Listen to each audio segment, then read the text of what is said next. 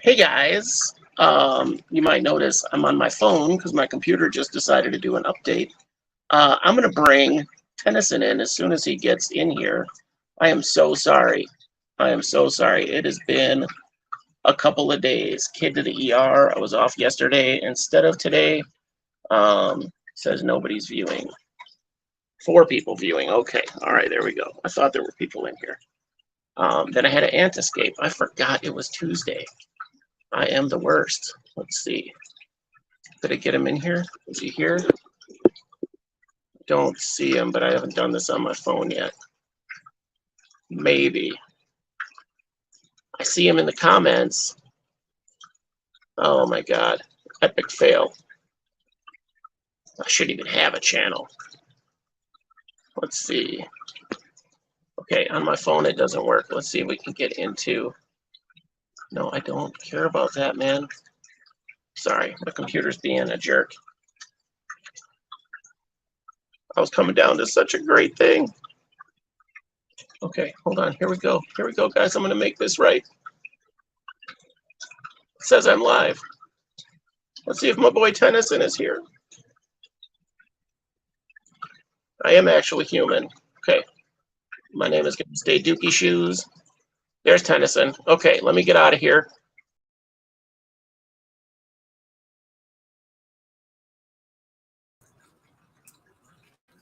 And go live on this one. Uh-oh, what happened? Let's see. I think it's just telling me, Tennyson, can you hear me? Yeah. Okay, good. I can hear you. All right, that's a good thing. All right. Thank you for starting the show. So, as you can see, I've been dealing with this. But that's neither here nor there. So I'm going to wing it a little bit because I left my notes upstairs in the car. So thanks to the 3 people that are still here. And thanks to Tennyson to coming on. You're older looking than I thought you would be. Got a better mustache than me already. Yeah, a little bit. A little bit. Deeper voice than I thought. More earring than I thought. I make these snap judgments about people I've never seen before. So just, based on conversations. So anyway, I don't know what you guys talked about before this. So what did we cover already? Nothing with isopods. Anything with classifications? A little bit of morning gecko stuff. Okay, guys. All right, morning gecko's good. I'm going to be getting those soon. That's my next project.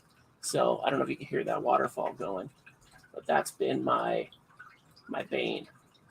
I don't know. Can you see it there? Part of my mess. Okay.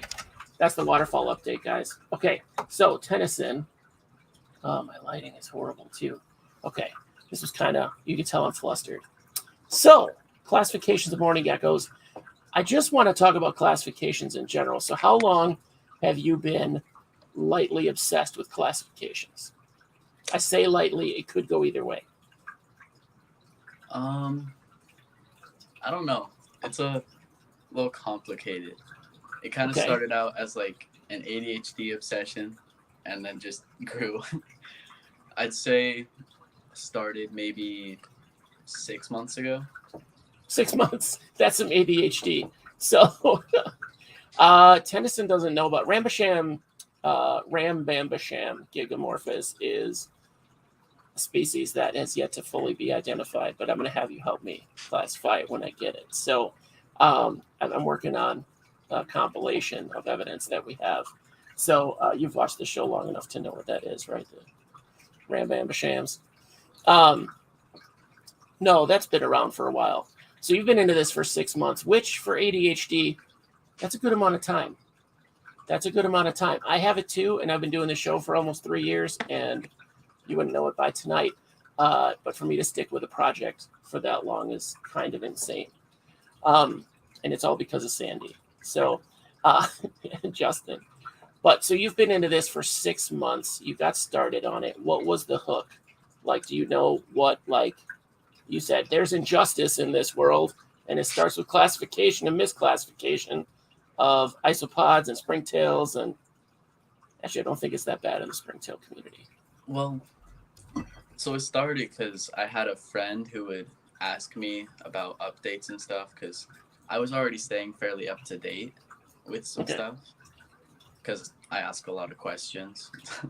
So I've I seen get it. that information pretty fast. Okay. So I was telling that person, and then they asked me to just make a list. So then I did that, and then that list was really what got me into it. Okay. I'd say more so with isopods and like researching that stuff. I've more so been learning about like the surface level stuff the last 2 months. Okay. Because on the show, you've been in the audience talking about it, and you seem super knowledgeable, and that's why I asked you here. So, you're not an expert. You're still in high school, is that right, or just graduated? Yeah, I'm going into senior year. It's awesome. It is awesome. This is it right here, guys. Fishy Plumber, how you doing? So you got into it 6 months ago. You got into it because of isopods. Yeah. Was that when you started keeping isopods? No, I think my first culture was maybe 6 years ago. Oh, God. Okay, so you're a pro. You've been in this longer than most. Longer than me. Yeah. So what was your first species? Porcellio scaber. Has it been reclassified? Kind of. We have the lavas, which are CF forma lusitanis right now. Because it's thought they're an intermediate species or intermediate population of Porcellio scaber and Porcellio scaber lusitanis, which would also kind of explain why the genetics are so crazy with them. It's also why they get bigger, more dry hardy, breed a little slower. Okay, that makes sense. So if there's, I don't want to make that connection, but I always wondered if there was a different like side classification, if there's marked differences in what they need for husbandry, right? So like, I don't know, like Porcellio Hoffmannsegii needs different stuff than, well, I guess they're Porcellio Hoffmannsegii, so it doesn't matter. But that's a bad example. But you're saying that the lavas have different, across a couple different needs that they have, or what's the word I'm looking for? Different, basically, adaptations. Yeah. Okay. All right. Good. That's a start. Because I know there's a lot in just the isopod community right now, because there are so many things that are being reclassified. I know it's kind of all over the place. I'm hearing about reclassifications everywhere right now, and I had never heard of that before, being a huge thing, and now it's every time I turn around, there's like reptiles, some mammals. There's a bird species I heard about the other day that was being reclassified, like a domestic bird. Did pretty much everything. So a lot of invertebrates. I think that's just because there's so many. Yeah. But the thing that I first caught on about was Cubaris. And so Cubaris is hard because that's what almost everything gets blanket shipped in as. Yeah. So you'll get like, they'll have some goofy, bear with me, horrible common name that means nothing. People need to call me first before they ship these things in. I think I have ants in my hair, guys, so bear with me. But I think the Cubaris thing kind of set the ball rolling, right? And now we're looking into just about everything. Yeah, Cubaris, the thing there is, to my understanding, it's kind of become a dumping ground for both hobbyists and taxonomists or isopodologists, just because it's kind of easy to lump things there for now and then come back to them when we can. Yeah, I don't know. It's a lot there. And then we also had the whole Marilynella issue where none of the ones in the hobby are actually Marilynella. Oh, really? Yeah. Well, True then Marilynella come from New Caledonia. Then I would hope that all the people who make fun of me for trying to pronounce Marilynella will stop, because it doesn't matter. So yeah, the ones that are like quad color and yellow pandas and all that, those belong to an undescribed genus that is currently being worked on. I think we described it. There's like 13 of them now. We got them. I know what you're saying. saying. Tricolors is the king still. So, silver tears, we're going to get to that. We are going to get to that. That's on my list of like 4 questions that I remember. I had like 10, but like I said, it's out. I remembered to bring it in, and I disregarded my memory to bring in my schedule with all of my questions on it. So I don't know if you watched the episode where I had Ben Quintanas on recently, talking about, I think it was about isopods, but we were talking about, or it was a sidetrack, but we got off on a sidetrack where he goes to Thailand and finds species and ships them in, or he has a guy there, he has connections to ship him things. And he basically said, like, if you want it shipped, you have to call it Cubaris. Yeah, like that's the key to getting it in here. And so you can start cultures and get them captive bred and whatever. Well, unless you're a brown boxer, then you just flip them.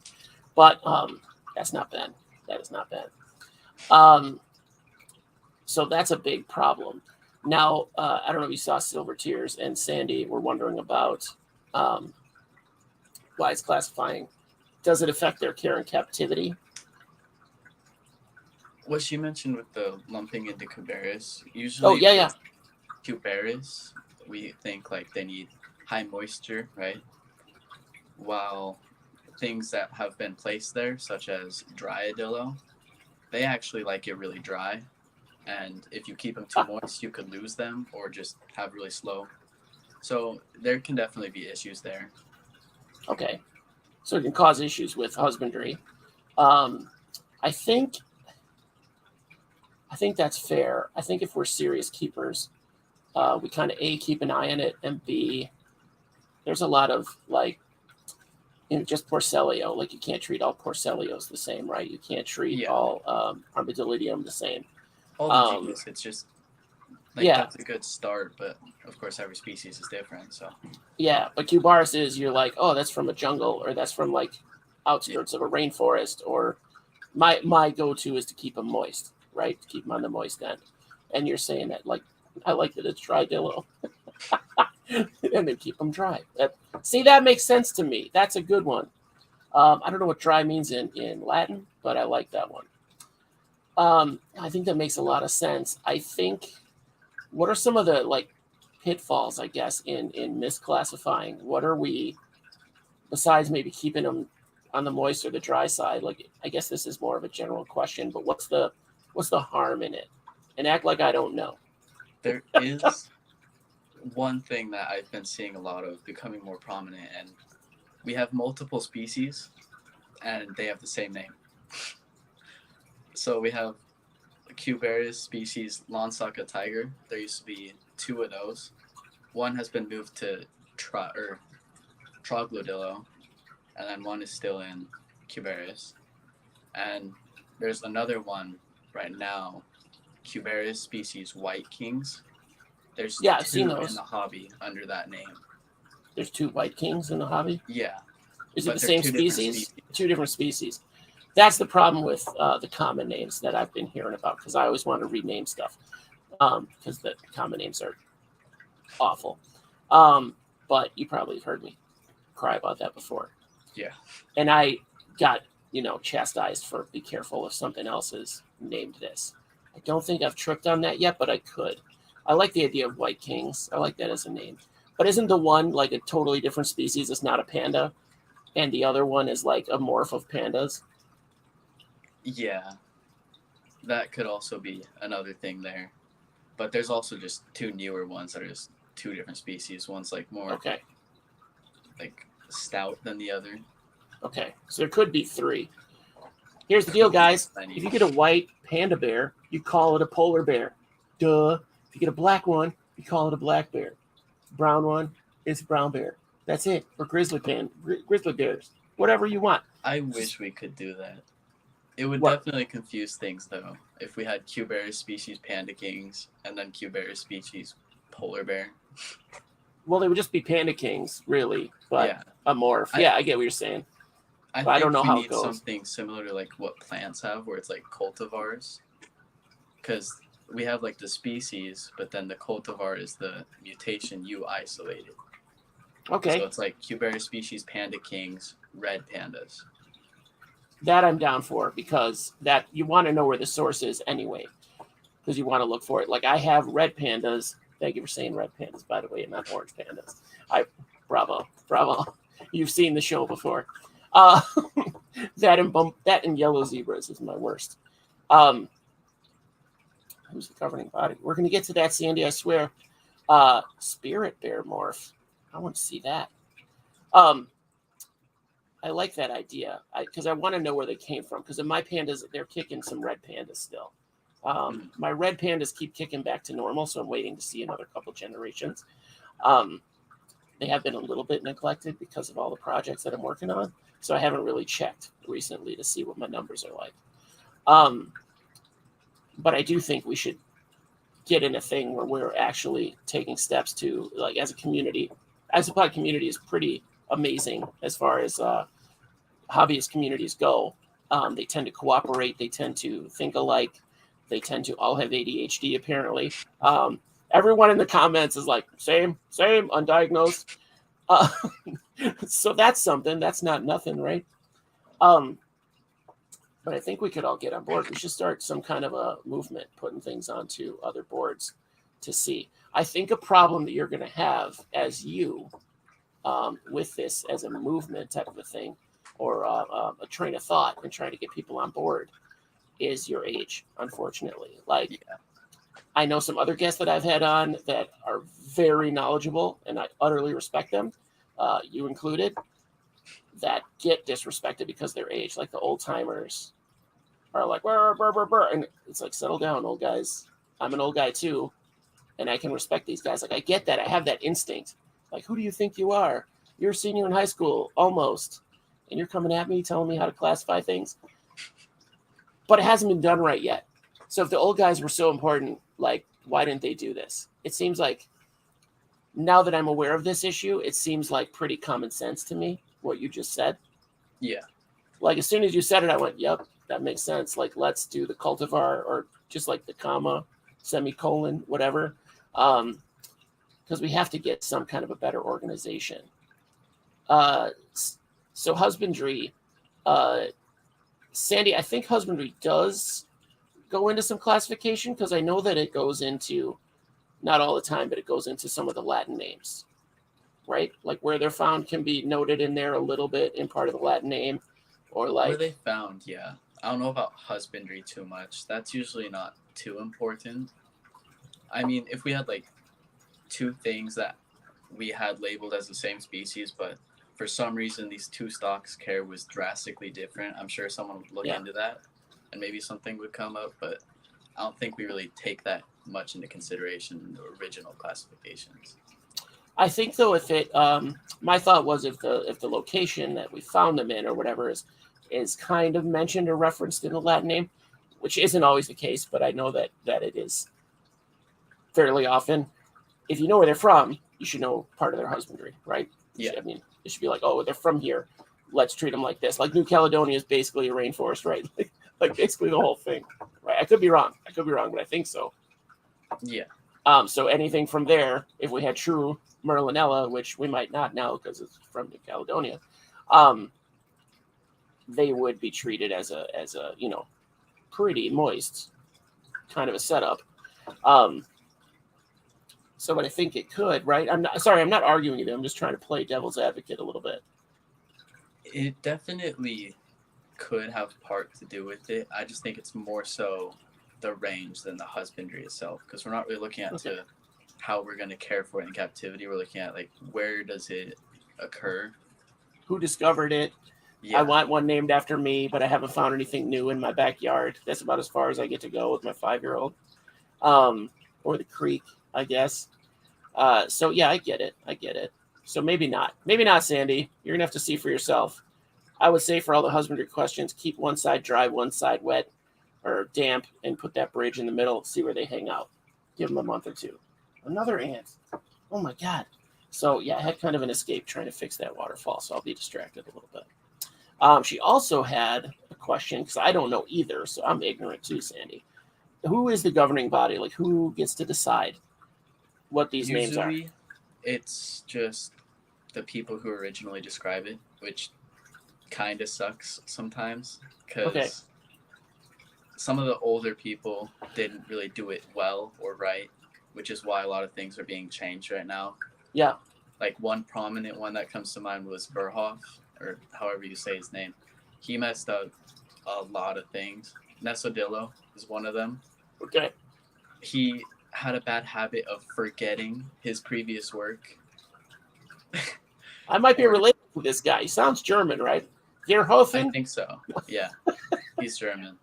But so he had that habit, and then he'd also like to just compare things. So Espadillo Archangeli, for example. Archangeli, that's a really cool name right there.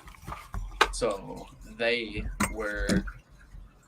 It was the whole like description was him comparing a single female of Archangeli to what was the species? I can't remember the species right now, but it was compared to another one. I think it was Schellenbergi, maybe. Okay. So we compared the features of those two together, and that was the whole description. He didn't give them their own description or anything. Like one female of one species compared to another individual of another species. Compared to the description of this other one, which was based off of like 60 plus individuals. That sounds and crappy to me. And that's not even the type species of Nesodillo either. So I feel like if I messed up at my job that much, that's a real bad F. That's like F minus. Sorry, Verhoff. I denounce you as a family member. Unless you're watching, then we have a Patreon, Verhoff. Oh, he's probably dead. That description was done in 1928. And he's watching from heaven, so I apologize, man. Or classification hell. I don't. One of those things. That's one where you have to compare one species by an individual for eternity and get hacked on for it. This is fascinating. Like, I don't know anything about this. You've got the hookup on all these people. Are you playing fetch right now? I'm tossing some stuff to my little sister. Okay, all right.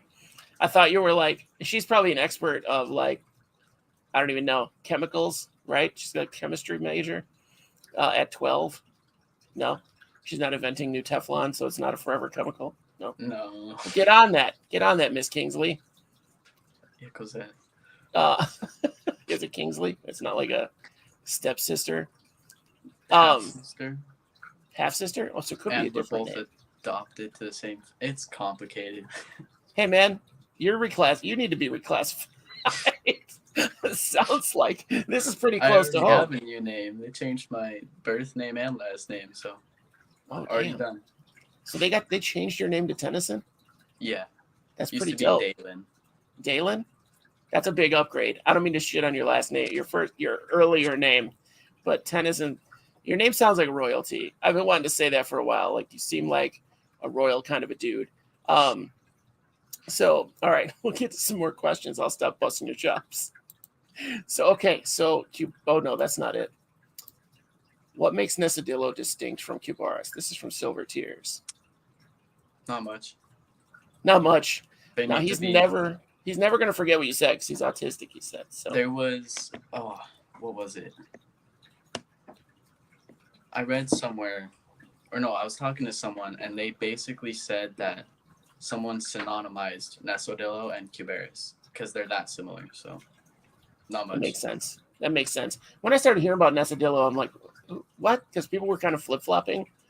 I think one of the species, I want to say it was Dream. Probably not Dream. But they were flip-flopping them back and forth. Like, different sites had the same species as Nesodillo or Cubaris. And then I saw actual ones labeled as Nesodillo and was like, I don't see any. There must be something on the undercarriage because I don't see any difference in these guys at all. Cubaris is on the import papers. So that's fantastic.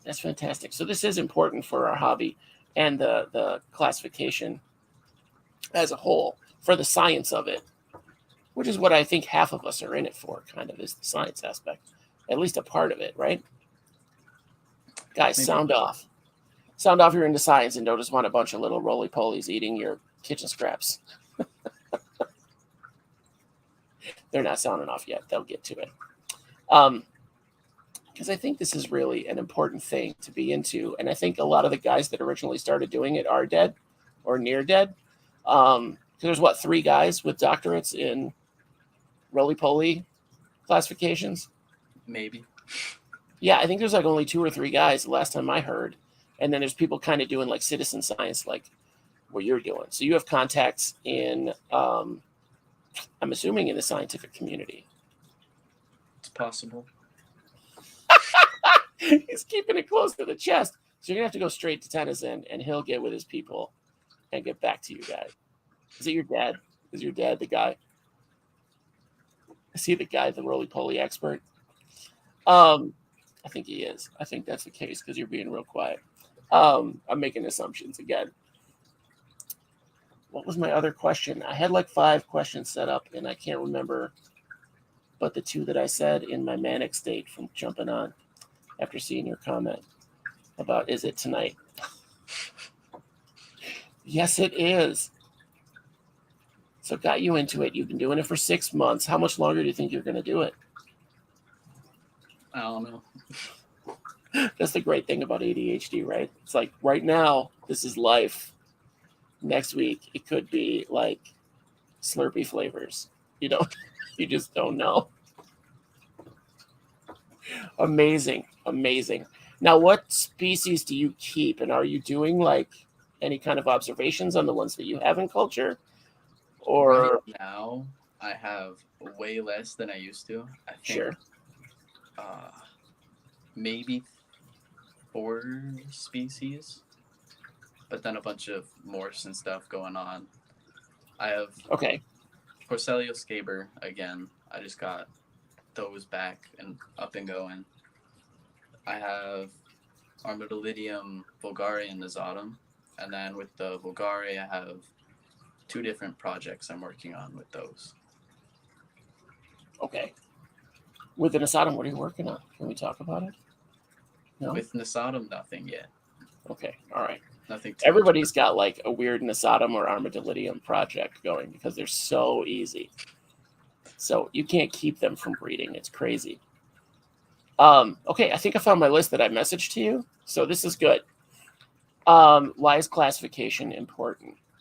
I think we touched on this a little bit, but what's the importance of it? Why does it even matter with these little detrivore bugs that you can find under any rock, anywhere?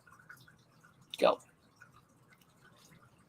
I mean, there's a couple ways to look at it. I'd say as hobbyists, you could argue it's not super important, but then you could also argue the opposite because we do have those like multiple species, same name situations, and separating that will let us like sell the right thing as the right thing.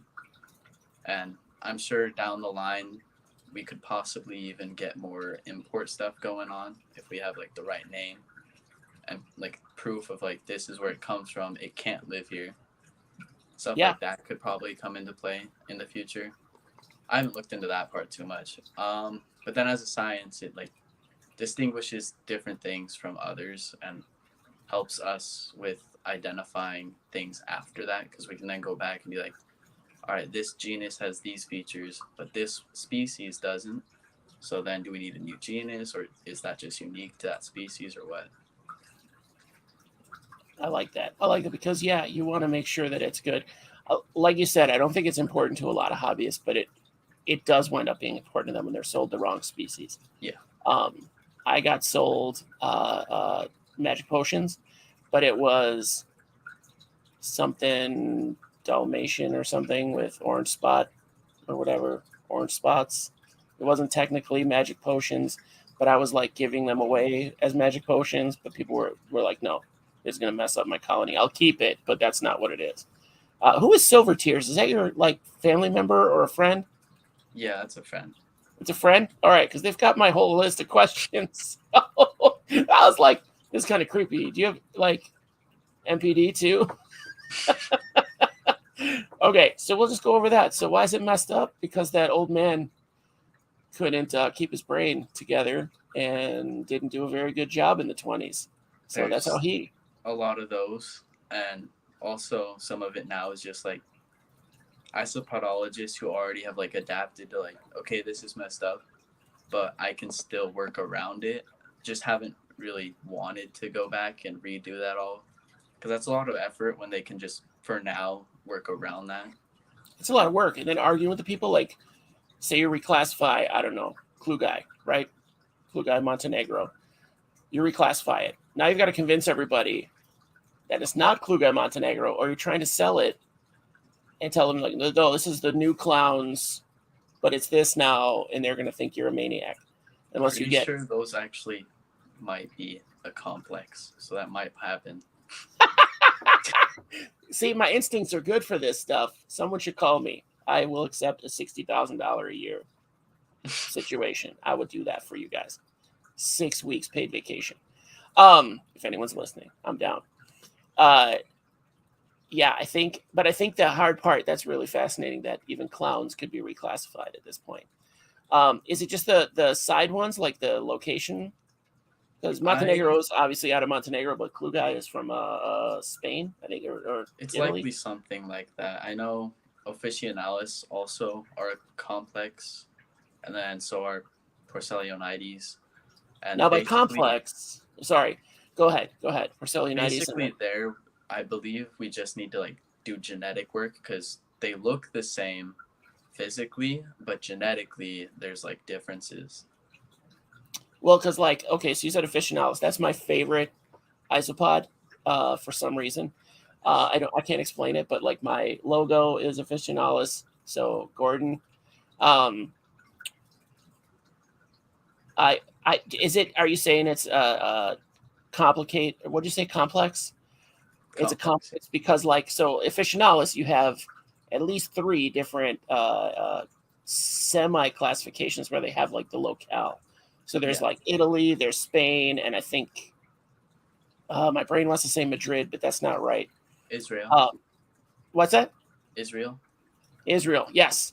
So there's the 3. I have 2. I have Italian and Spain, and then I have the Orange Crush, right? So which is just a morph. But so the complex you're talking about, is that just locale? I haven't really looked into it too much yet, and sure. As far as I know, neither has nobody else. It's just like we know it needs to be looked at type of situation. Okay. Silver Tears, officinalis is your favorite. I knew you were classy when I met you, Silver Tears. I knew it. You should subscribe and join the page. Probably like a difference between the localities, because I'd imagine that Israel is different from Spain. I mean, you see it, like they even have different markings. Like I can see how they got there. Like, you know what I mean? How we get them to different places, right? So hitchhikers or whatever. But yeah, they would definitely kind of branch off on their own at that point, at some point in that different locale. But if it's just different locale, I would like to see a genetic difference or a way to actually tell them apart. Because I know people have mixed them or put them together and they'll breed still, but then you don't know technically what you have, right? So you could be selling, say mine got together, I keep them on different shelves because I don't want that to happen on accident or something. But I could be selling somebody Spain and they're paying for Spanish, but it's a mix. It's like a mutt officinalis, which I'm okay with. I haven't sold them. They're so slow breeders that I haven't sold them. But I need to write up a grant, take a year and straighten it all out. I do, Sandy. I do. If somebody can get a $2 million grant to build a tiny treadmill for shrimp, then I could get a $2 million grant for something. That's a true story. Really? Yeah. For sure. Or, no, I'm sorry. It's for cockroaches. They made a tiny treadmill for cockroaches and put them in like a barometric chamber so they could see how much oxygen they were using based on whether they were going up a wall, flat on the ground, or upside down. And there was no discernible difference. That was $2 million to find that out because nobody cared except that one dude who got $2 million and could have possibly just said, yeah, it's all the same. I don't care. Maybe never even had a roach. I don't know. That's what I would have done. I would have lied about it and laughed to the bank. No, honestly, I wouldn't. So if you're giving me $2 million, I would totally do a full study. Officinalis is a pretty popular species, I think. Yeah. They're the one that stridulates, and I don't think I've hardly ever seen mine not in a ball.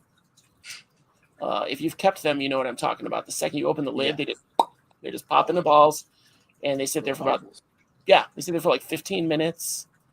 I still want to do a marble run thing with them, but I feel like that's borderline abuse. Right? That seems abusive, doesn't it?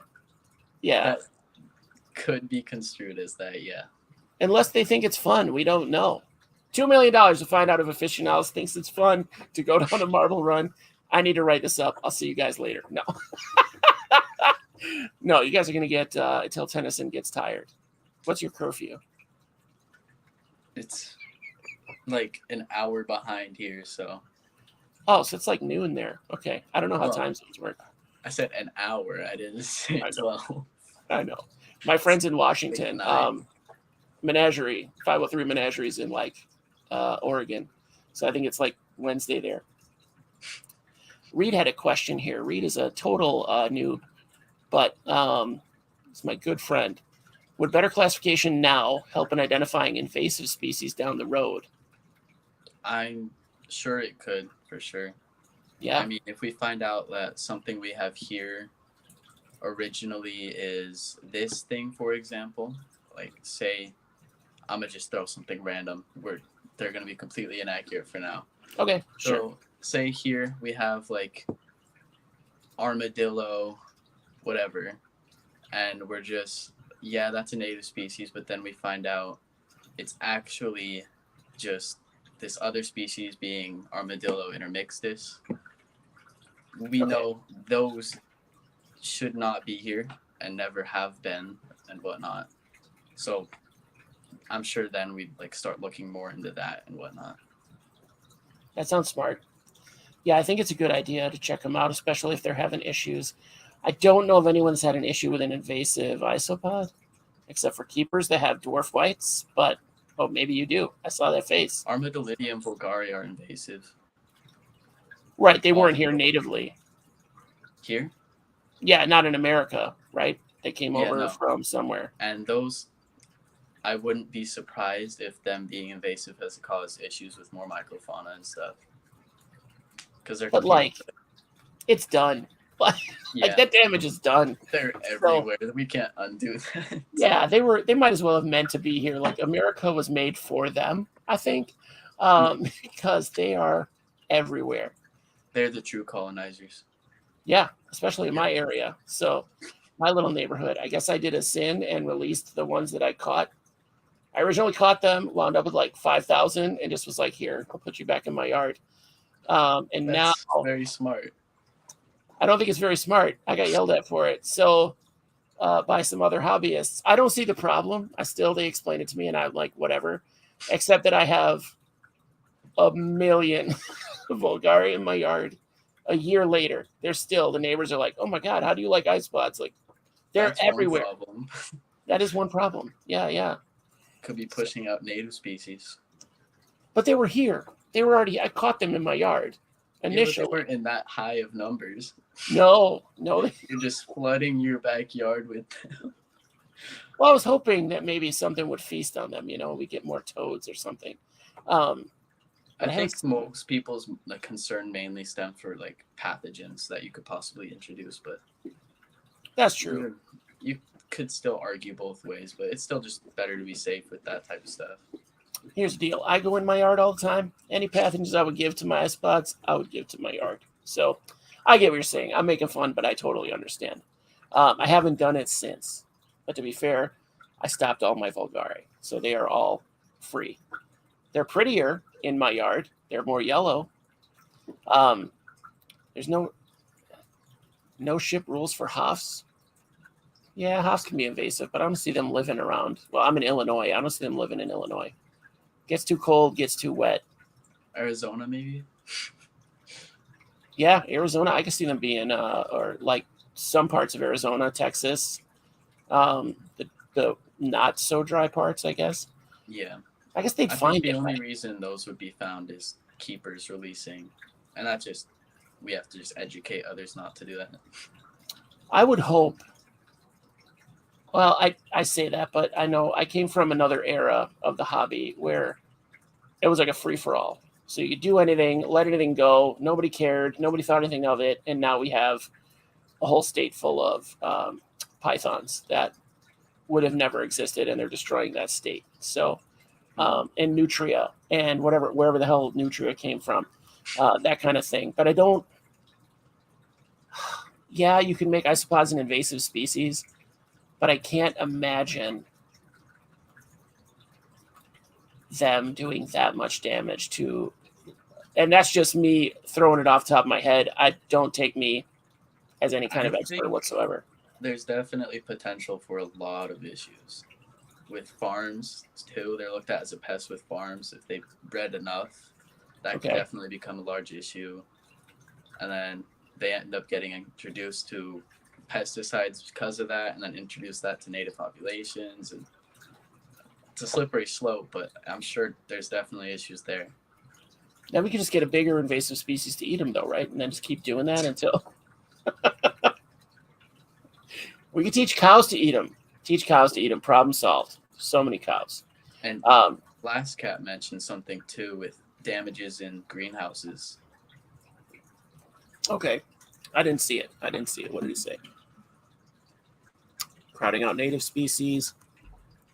Almost all armadillidium can have the possibility to become armadillo vulgaris. Highly invasive and can cause economic damages. 80% in greenhouses. What are they doing in greenhouses? Are they eating the plants? Probably, yeah. Probably the roots, right? Could be both. I couldn't ever keep plants with mine, except ferns. I could keep ferns with them for some reason because I have bowls. Maybe you can see that bowl. See that big sphere bowl? Yeah. Okay, that's got a species in it now. They used to have a fern, and the fern died because I took the other isopods out and just let it go to pot. But the fern was doing really well in there. I had to trim it back because the isopods would climb it. It had my my A++ Scaber orange. What is it? Orange Koi? shoot. Koi. Orange koi, yeah. So you have been watching the show. You know my whole list. Silver Tears probably knows my whole list, right? I doubt it. Are they hacker? I'll respect them. They hacked my system. Changing the bottom of the food chain could have big problems further up. Absolutely. Look at us. We came to America and other countries. Yeah, we're a super invasive species. Honky americanus is super. And we're misclassified because we did not come from Americana. That's true, Moon. Also, hi, Moon. And Blast Cat. Silver Tears is denying having all my information. I just want my passwords. If you know my passwords, Silver Tears, please send them to me because I forget them. It's all the same password. I'm not gonna lie. If I get hacked on anything, my whole life is done. What was the other question? I scrolled way past them. We're way past my questions. Why is it so messed up? So what are we doing about it? Like, what can we do about it as hobbyists? Like, is there anything those people that don't have your connections can do about it? I honestly am not too sure there's a whole lot hobbyists can do. I think one important thing is documenting the species you're culturing and like letting Nathan know, or just anyone at AIMG in that group, letting them know so they can add that to their list. Maybe there's a possibility of sending like specimens to people, but I'm not too sure how that works. Blast Cat could give a good answer to that. You know what? That project I want to work on, that roundtable that Josh Christinet, that I think I introduced you, he has the hookup. Like, he is working for, I think, with 2 colleges, entomology labs. And he has asked for specimens if I'm out. They actually sent me files, I think, to send. So you need to, my password is password1 ampersand. Okay. Oh shit. Thanks, Moon. The AIMG is the American Isopoda Myriapoda group. There's a British That's one different. too. And it's a website. And then Nathan Jones is one of the isopod experts working on that and a couple other stuff too. Okay. Awesome. What was his name? Nathan Jones. Nathan Jones. You know him, you just don't know it. I know him. I don't know him. Is this Silver Tears? No. He's one of the people in here? I don't know if he wants outing. I'll let him do that. All right.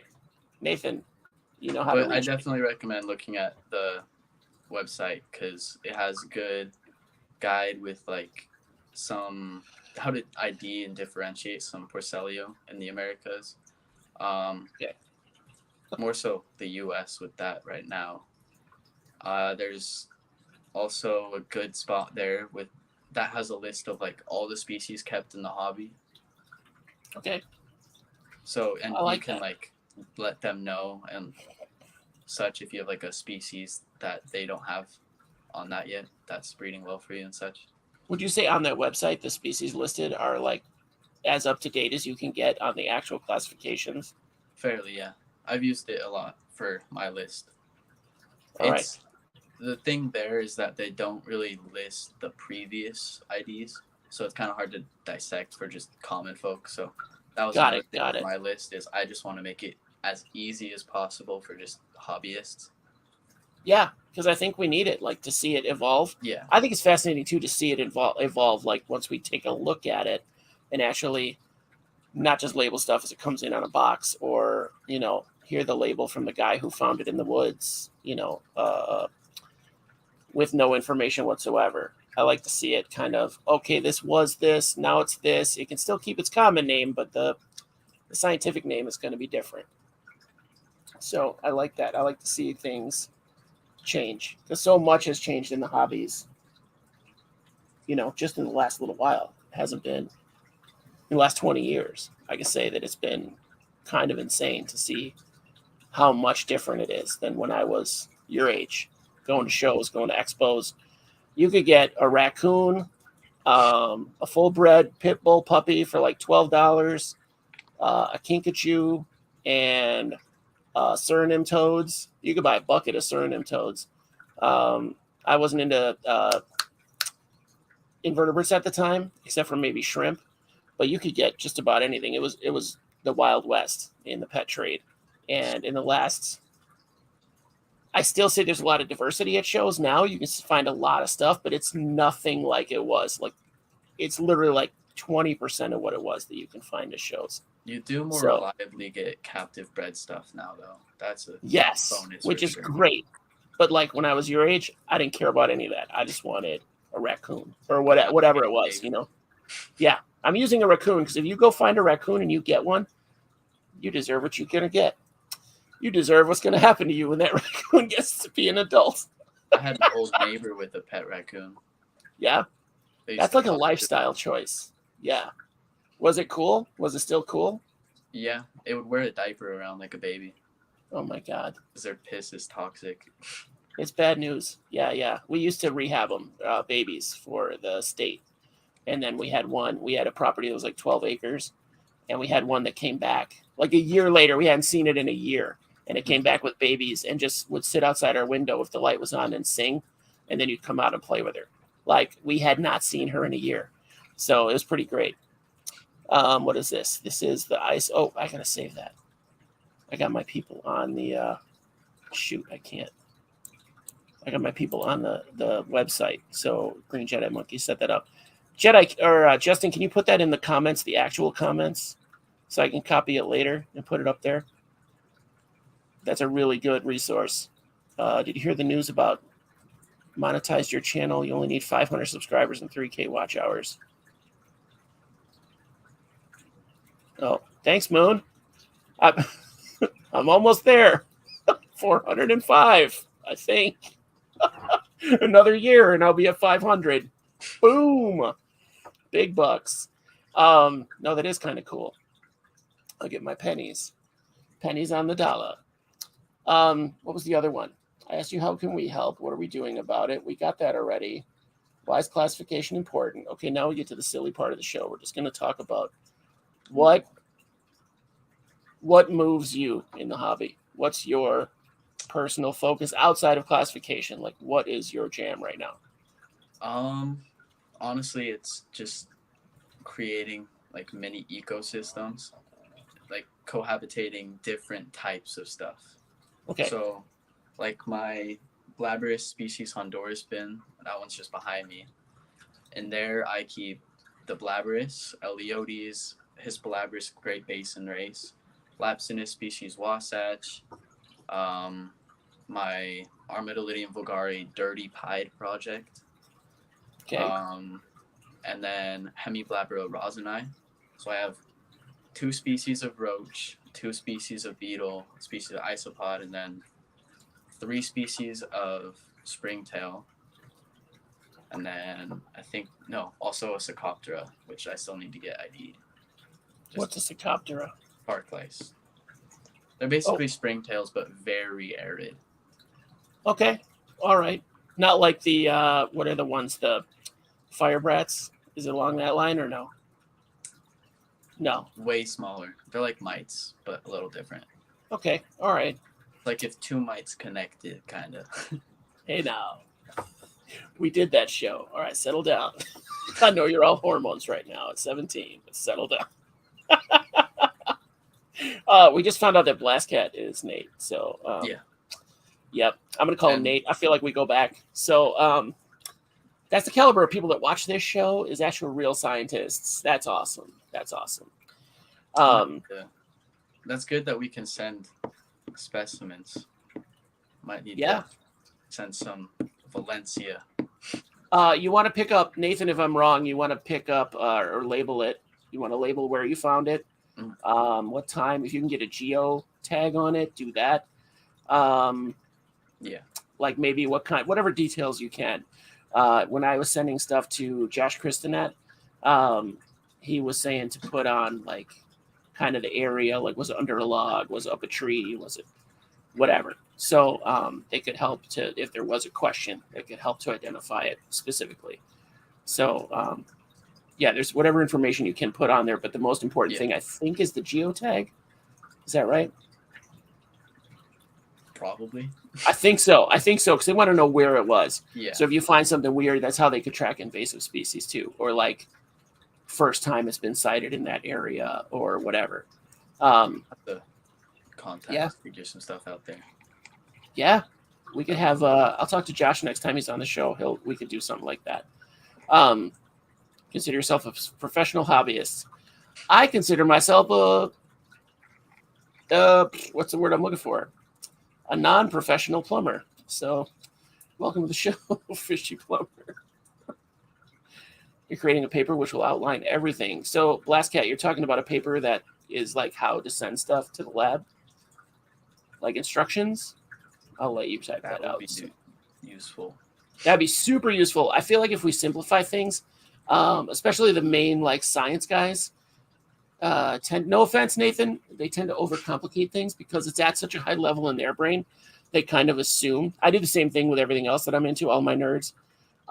Okay, cool. It is going to be that thing, Glass Cat said, where I explain things to people on a high level and they're not there. Like, if you want to talk about Guardians of the Galaxy, the movies, the comics, whatever, I will turn you around. But you don't know that. Like, you don't know that I know every person in the credits of Guardians of the Galaxy. It's my favorite movie. But I could just say it's a fun movie to regular, non-super enthusiasts. I could just say it's a great movie. And I could just say that, but I don't. I go, it's a great movie. In this scene, Chris Pratt totally just didn't have a script, and he just said this, and it was really funny. It made the whole people laugh, and the coffee guy spit stuff out his nose. You don't want to hear that. You just want to hear it's a fun movie, right? So science, everybody that's into something at an intense level is like that. So I think that we need to hook up with our scientists and explain to them, like, hey, maybe don't dumb it down, but make it accessible, Yeah, that's kind of what I've been doing with my stuff, like my list. Like the whole reason is just make it simple. Yeah. But not like, obviously there's some stuff you lose with the science if you do that, but trying to be as easy to like understand for everybody without losing that. And it's hard to kind of find that balance, but well, I mean, as long as on some level it's adhered to on the science level, but I don't think on a hobby level it's that epically important. I think the basics are the important part. And this is my opinion again, I could be off base, but I think that it's the basics that are the important part to get everybody to kind of acknowledge and adhere to some of the basics. Don't ask me about Green Lantern. It's like asking an 8-year-old about Pokemon or a 20-year-old about Pokemon. You're going to get, or me and Wally about Pokemon. You're going to get a long ass answer. I don't think they have. Go ahead. That's kind of something I'm trying to do right now. Like what I'm working on at the moment with my list is having the simple part, but then like in parentheses after providing a place they can go to see the more sciencey part if they wanted to kind of bridge those two together. Or add it in. That's really important for just the hobbies in general, like the future of them. I think they need to be bridged with the science as much as possible. I think if we could find a way, this is my personal opinion. I think if I found a book online or in the store that had, let's just stick with isopods. It had the isopods listed. In my head, I'm seeing Orrin McMonigal write this book. So it had, like you're saying, like a simplified, I hate to say dumbed down, but a simplified version of the list. I'm going to call it the list. And then later, like in a later chapter, almost where you'd find like footnotes or something or bibliography, you would have like that advanced. Yeah. You know what I'm saying? Like footnotes or something where you could look at it. If you're interested, you could look at those footnotes and see. But if not, you could just enjoy and utilize the list. But the information's still there for either the advanced keepers or the science mind and the like hobbyist mind. Yeah. Does that make sense? Exactly what I'm trying to do. Yeah, I think that would be really good. Honestly, I think footnotes would do the trick. I'm a thinker. If you want ideas, let me know. I'm not a doer. A thinker. Has anyone made an NPC's warning to distribute with your pods? Something to tell people, please don't release these outside. Jedi, most sellers, actually every seller I've dealt with has had some kind of a disclaimer on their website. Or can point you to it. Wally has, I think, a couple videos. Russ has videos. I know that like all the big YouTubers have videos about it and information about it. I think, unless you buy your stuff from a show, from a sketchy dude or lady, could be, I think you're going to get that advice not to release your stuff outside. Yeah, we're pretty good about that in most hobbies. Maybe not reptile. I think so. I think reptile people are getting better, but then we have weird catastrophes. Yeah. Oh, it used to be, like I said, it was Wild West. Yeah. You're like, oh, I'm done with this iguana. It's Illinois. I'm going to let it go. Well, it's high summer. That thing can move. Like, it's not going to stay where it's not comfortable. It's going to move. So it could make it, somewhere crazy. Maybe an eagle will get it or something. I don't know. I know that we need to work on more recipes for iguanas. That could be good. Lizard meat's kind of tough, though. What was I going to say? So now that we've interviewed you about this important information, what are your bona fides? What is your, what makes Tennyson a reliable source for this information? Why should I listen to Tennyson Kingsley, besides your totally official sounding name? You shouldn't, probably. I don't really know. Hey, if you're watching this now, rewind to the 45-minute section and then just stop watching. So pretend you didn't hear that last part. I don't know. I feel like listening to the next generation of the hobby will really tell you where it's going and help you keep up. If you're not really aware of where it's going to be going or like all that type of stuff, that's just like young people in general. It's just good to pay attention to like what way things are heading.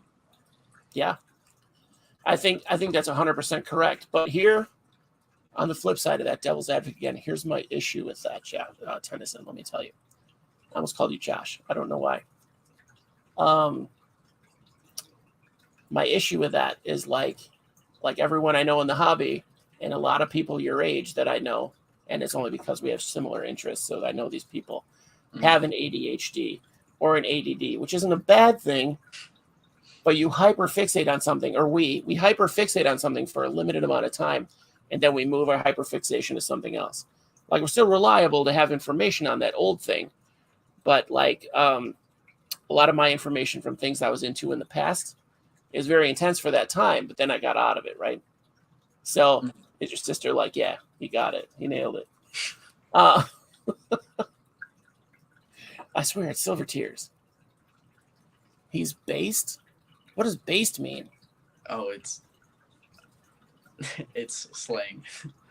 Okay. I know it's slang, but I'm going to use that wrong. So it's like on purpose. Doing something without caring about others' opinions. So non-biased. Okay. All right. I got it. See, because you kids use slang like that.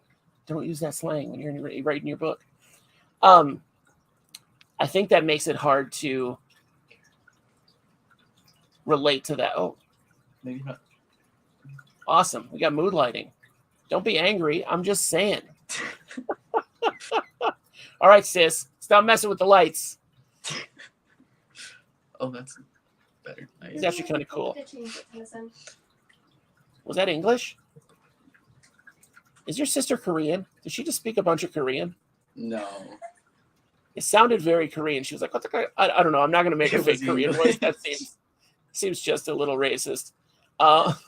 It was definitely English.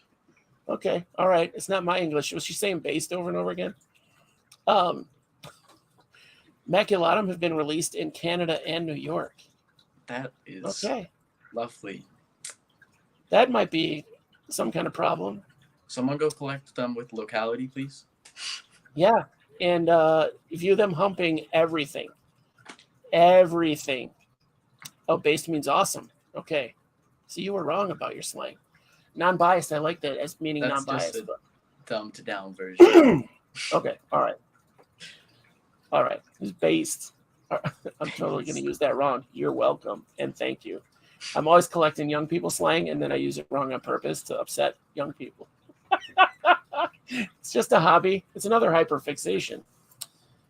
So I like that. I think they should listen to you because you were on this show, and scientists and, activists, climate activists watch this show and support this show. So I'm just saying it must mean something, right?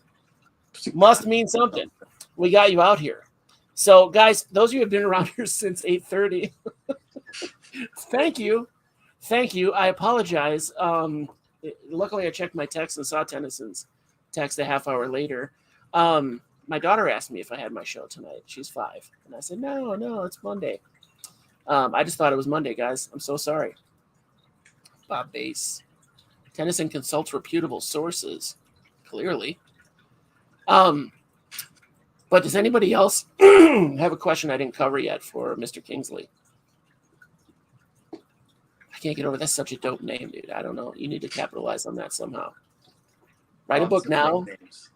Yeah, like don't disclose your age at all. Just write a book. People will think you're like David Attenborough. Never reveal your face. Just tell everyone, hey, I'm 17, by the way. Dude, I'm telling you, you'll blow people's minds. Or like 30 years down the line, say I wrote it when I was 17.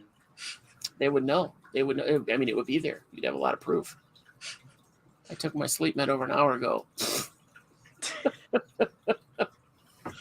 Yeah, so it's been over an hour. You guys have been here for like an hour and a half. Well, I guess that's pretty normal.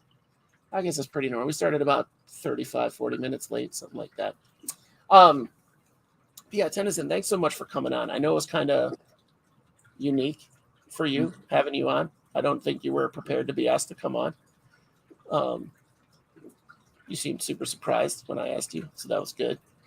It's kind of how I roll. I see people post things in, and I'm like, I need to talk to this person. So Blast Cat's my next target. So expect that. He would definitely be a good one to have. Yeah. I just don't know any of his contact information, but I'm sure I can get it from someone. Mr. Kingsley. Oh, here we go. How can we make isopods larger? Is anyone doing genetic modification? That's a good question. I'd imagine it would probably be similar to with roaches, just growth hormones or something similar, radiation maybe. Russ Wilson and I were talking about trying to breed species for size, and it is really difficult because by the time they get full grown, they're basically dead. Like by the time they get to their max size, they're basically, so you don't know how big they're going to get until they're almost dead, and they're probably not breeding at that point. Also, anyway. Might just not be genetic or not genetically like heritable or whatever. Oh, the size might not be heritable for isopods? For certain things. For sure. Like larger localities of things, I'm sure there's that you could work with. I know it's been done with a little bit of like Focare, some other stuff, but I'm not sure how the genetics work too much. Feels understudied with isopods. Like I said, I think it'd be hard to do. Like, like you see these giant lobsters, but they're like 100 years old. Sorry. Yeah, I think it's great. I think it's great that we have young guys coming on and coming into the hobby and just kind of taking it by storm. When I was your age and I was super fixated in the hobby, it wasn't about like what you're doing now. It was about finding out about everything I could about this creature, but we didn't have the sources. We didn't have the resources, really, or they weren't available. Like, we didn't have social media. We didn't have access to actual scientists and all the papers that we have access to today. Or if you did, it was like you did hours and hours of research in a library or something. It was like a lot of hands-on. And who has time for that when I could just be scrolling through like Google Scholar, trying to get to sleep and not getting to sleep because I'm looking at studies for 3 hours and have to check the next one. Yeah. So it's really a good thing because I'm not as into it as I was personally. So I don't have the drive to really go into it as deep as you have and some of the other guys your age. So I'm going to try to get, like I said, I think I mentioned it to you, I'm going to try to get the next generation on here in a round table and discuss that, like one old man with the youngins, and discuss where the hobbies are going, how they're going to get there, what's happening with that. I still have to get a hold of the other two guests that I want and see if they're down. But I think that'll be I really want to do that episode. So what is a library? Moon, come on. You're at least my age. You know what a library is, bro. Come on. Libraries are based. Nailed it. That wasn't Tennyson. bad, actually. That was pretty good. I got to say, I feel cooler. I need an earring or something next. I don't know what's next. Spike my hair a little bit. There we go. Bedhead is apparently cool now. I didn't realize. Yeah. So keep doing your science. Keep us updated. Whenever you get like a resource or you start coming out with your list or update it, like please post it on IsoBuddies. If not other groups that you're in, but definitely, prioritize mine. I would appreciate it. And keep us going. I mean, the whole hobby is basically dependent on you guys. Like, we built the structure. You guys get to put up the walls and the roof. You know what I'm saying? Like, yeah. No pressure though. Yeah. No pressure. I mean, you're going to want to. You're going to get it done in like 12 days because you're hyperfixated on walls right now. And then the next generation will decorate. So it'll be good. We'll put the finishing touches on. You know what I mean? So by the time my kid is around and into this stuff, because she still has her old dad doing this, she'll just be able to enjoy it because it'll all be there. And hopefully by then we found all the species that are around. So, but I really appreciate you coming on, Tennyson, and starting the show without me and letting me know I had a show tonight. I think I posted something today about it, or yesterday, and totally flaked. It's the first time ever. So it won't happen again. That's a big mistake. But again, I appreciate everything that you've done and are doing and did tonight. And I think everybody learned something. There's a morning gecko chart? Yeah, there was a chart done by some group in Japan on different phenotypes of morning gecko. Did a little bit of study on the phylogeographic stuff there. I need to look into it again. Yeah, post that was too. The hyperfixation 2 years ago. Morning geckos were the hyperfixation? For like a week. That's all you need. Like, they're all genetic clones of each other. Okay, I'm done. I'm good. They can lay eggs because they're. I don't want to get into that. I have some theories and some comments about that, but I'll get to see them in person in a month or two. It is the. Yeah, I'll definitely keep that group up to date though. Okay. I've been meaning to start like posting when I update. Yeah, but that cat sounds angry. Are we gonna see him? You told me to bring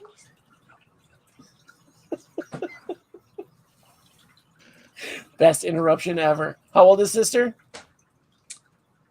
13. Okay, all right. She wouldn't be the youngest person we had off camera, so that's fine. He just has raspy meows. Okay, all right. So Silver Tears really does know you. Okay. But thanks again, man. I will talk to you later. If you want to talk more, we didn't get to talk pre-show. Just hang out for a minute in the green room. I'm going to do the out stuff. Cool? If not, that's fine. I like that you're already literally in the green room. So I'll be back if you're here. All right? All right. Peace.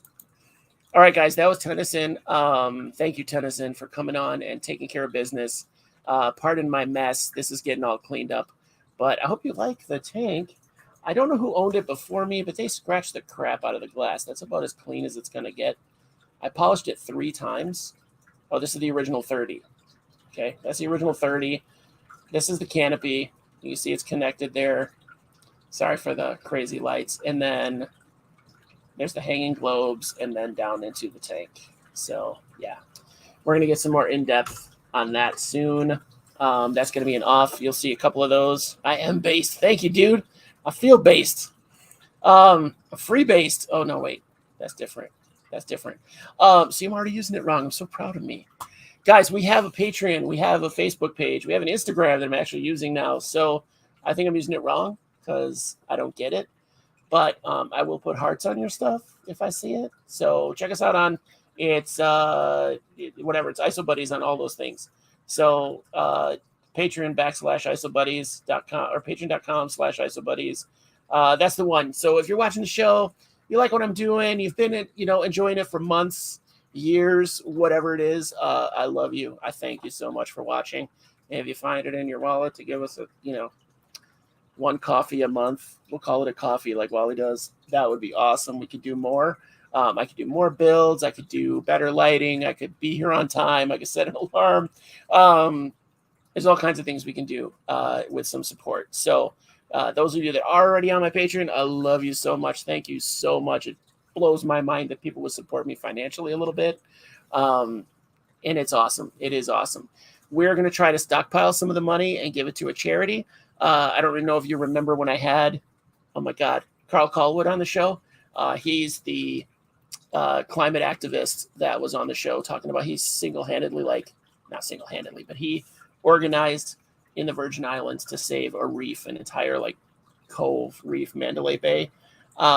He was a supporter for a long time, but he recently had to unsub to my Patreon and then send me this long apology letter, and he unsubbed because now he's helping people in the Virgin Islands that don't have medical insurance because they're not covered by Obamacare or any of that because they're just a territory because America sucks. I mean, they're awesome. Sorry if you're into that.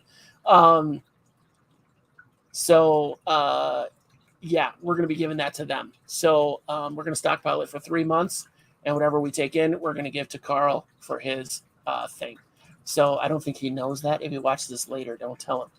So it's Original IsoBuddies is on Instagram. Original IsoBuddies is somewhere. It might be Instagram. I don't know. I think that's it. Yeah. A regular IsoBuddies is like a dude with 3 pictures of pruinosis, and pruinosis sucks. So anyway, I will talk to you guys later. I love you. I hope you think about giving to charity, and I will talk to you later. Next week, I will be here on time. Next week, I think, is that Star Wars week? Next week is Star Wars week. Have I got a treat for you, mugs? We're going to talk with Russ Wilson about keeping creatures from Star Wars. We have both kept a lot of creatures from the Star Wars universe. Nope, next week's Tanner Stainbrook. We're going to talk with Tanner Stainbrook about pet keeping myths. We're going to talk about things we've heard in pet stores, things we've heard before that we believed for years and years and couldn't figure out why we couldn't keep these animals. So we're going to talk about that with Tanner. Another exciting one.